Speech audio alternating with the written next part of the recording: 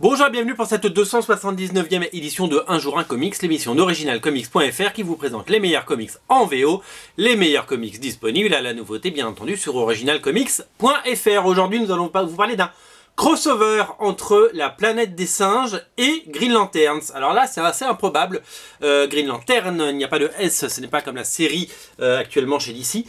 C'est un crossover entre deux maisons d'édition, DC Comics qui édite Green Lantern et qui possède Green Lantern, et Boom Studio qui, quant à eux, édite les adaptations des comics Planète des singes, adaptés non seulement des films, mais aussi de la série et de tout l'univers de la Planète des singes. Le pitch est simple, déjà la couverture est sublime, elle est signée Ethan Van Sciver, qui est un véritable habitué de Green Lantern, puisqu'il a dessiné de très nombreux épisodes, notamment le fameux Rebirth, pas le Rebirth de DC Rebirth, mais le Rebirth d'avant. C'est une série réalisée à plusieurs mains, puisque donc Ethan Van Sciver fait la couverture, mais il y a d'autres talents à l'intérieur. Il y a Robbie Thompson qui était un habitué de Marvel, il y a Justin Jordan qui est un habitué de Green Lantern, et le dessinateur s'appelle, je ne le connaissais pas, Barnaby Bagenda.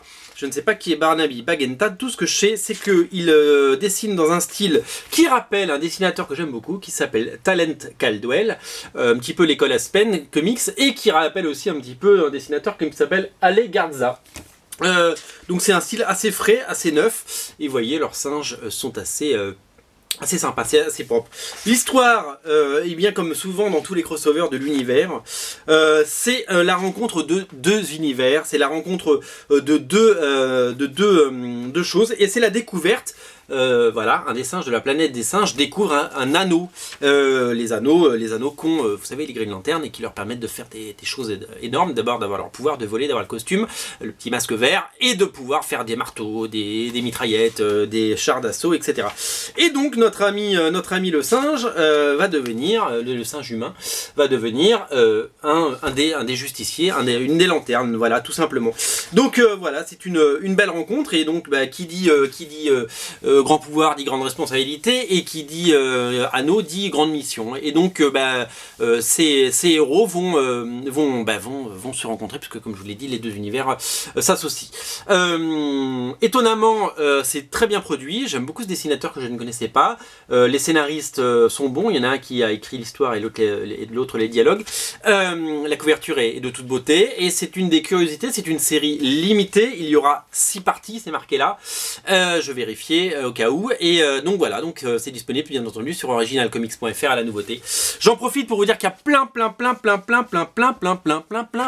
de crossovers chez DC. Il y a Batman 66 qui rencontre Wonder Woman 77, mais Wonder Woman 77 elle rencontre aussi la femme bionique dans un comics coédité par DC Comics et Dynamite, puisque c'est Dynamite qui a les droits de la femme bionique. Là on est dans un style plutôt rétro, mais pas trop, puisque graphiquement c'est très moderne. Les couvertures sont rétro, alors il y a plusieurs couvertures, il y en a 2, et je vous les montre. Voilà, tout ça est disponible dans le rayon Dynamite, bien entendu.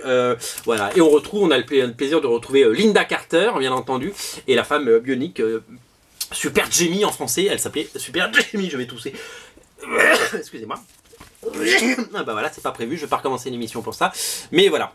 Et l'autre crossover du moment, c'est la rencontre de la Justice League et des Power Rangers. Vous le savez, il y a un film Power Rangers qui arrive ces jours-ci au cinéma, une espèce de reboot au cinéma, et qui s'annonce d'ailleurs comme un grand succès, et c'est la rencontre pareil de ces deux univers, des Tortues Ninja, non, de la Justice League et des Power Rangers. Il y a aussi les Tortues Ninja et Batman, vous le savez, chez Urban dans la première série, la deuxième en VO, disponible sur originalcomics.fr. Ça fait plein de crossovers à découvrir. Là c'est Stephen Byrne qui dessine, et le scénariste, et c'est Tom Taylor. Voilà, plein de crossovers à découvrir, tout ça c'est sur originalcomics.fr, faites-vous un énorme plaisir. Voilà, c'est tout pour aujourd'hui. Salut, c'était la 279e, waouh.